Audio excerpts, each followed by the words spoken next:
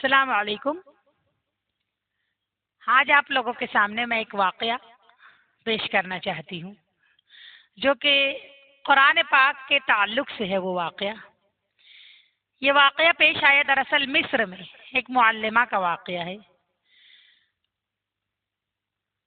اور اس کی ایک ساتھی نے اپنے شاگردوں کو یہ سنایا۔ اس معلمہ کی ساتھی نے، وہ معلمہ ہمیشہ اپنے شاگردوں کو نصیحت کرتی تھی کہ قرآن پاک کی اس آیت کے مطابق اپنی زندگی گزاریں۔ قرآن پاک کی وہ آیت کیا ہے؟ وَعَجِلْتُ إِلَيْكَ رَبِّ لِتَرْضَىٰ، میں نے اے رب تیری طرف جلدی کی ہر کام میں تاکہ تو مجھ سے راضی ہو جا۔ اے پروردگار، تیری طرف آنے میں نے جلدی کی تاکہ تو خوش ہو جا۔ وہ کہا کرتی تھی کہ میں اس آیت سے بہت متاثر ہوں۔ جب بھی میں اذان کی آواز سنتی ہوں اور اگر میں کسی کام میں مصروف ہوتی ہوں تو میں اپنے آپ کو یہ آیت یاد دلاتی ہوں اور سب کچھ چھوڑ کر نماز ادا کرنے کھڑی ہو جاتی ہوں۔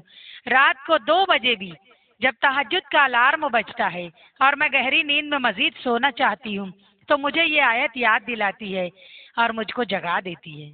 وَعَجِلْتُ إِلَيْكَ رَبِّ لِتَرْضَىٰ۔ اس خاتون کے شوہر کی عادت یہ تھی کہ کام سے واپس گھر آتے وقت وہ اس کو پہلے فون کرتا، کھانے کی ہدایت کے مطابق، یعنی کھانے کے متعلق ہدایت دیتا تاکہ اس کے گھر پہنچنے تک وہ کھانا اس کے لیے گرم تیار کر کے رکھے۔ اور انگور کے پتوں میں چاول بھرے جاتے تھے ان لوگوں کے یہاں۔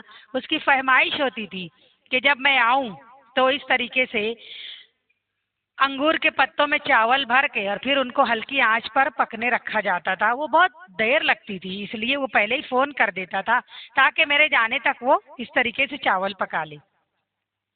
اب وہ اس کو فون پہ بولا، اتنی دیر میں اذان کی آواز سنائی دی تو اس کے صرف تین رولز بنے تھے۔ جو بھی رول وہ بناتی تھی وہ 3 بنے تھے۔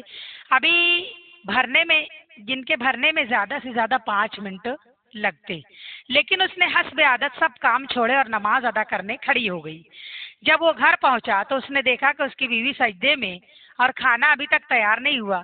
اس نے دیکھا کہ صرف 3 رول بھرے گئے ہیں تو اس کو بہت غصہ آیا، اور اسی غصے کے عالم میں اس نے اپنی بیوی کو ڈانٹنا شروع کر دیا کہ تم اپنا کام ختم کر کے دیکھتی چولہے پر رکھ کر بھی نماز ادا کر سکتی تھی، لیکن رولز بنانے میں کتنی دیر لگتی ہے۔ لیکن اس کی بیوی کی طرف سے کوئی جواب ہی نہیں آ رہا تھا۔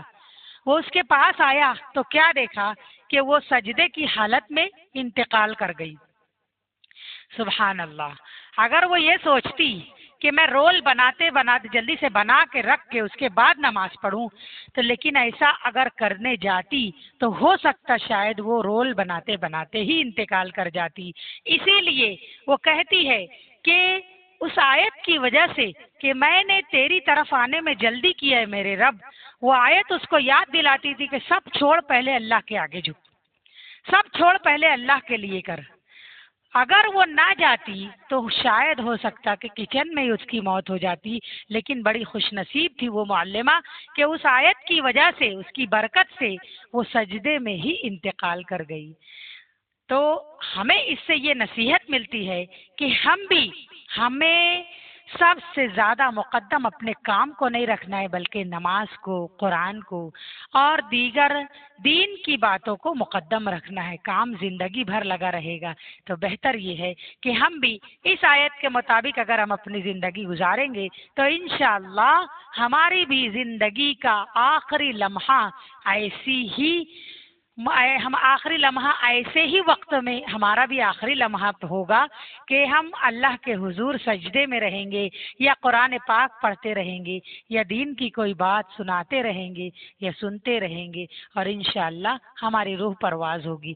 امید کرتی ہوں کہ آپ لوگوں کو میری بات سمجھ میں آ گئی ہوگی۔ اللہ حافظ۔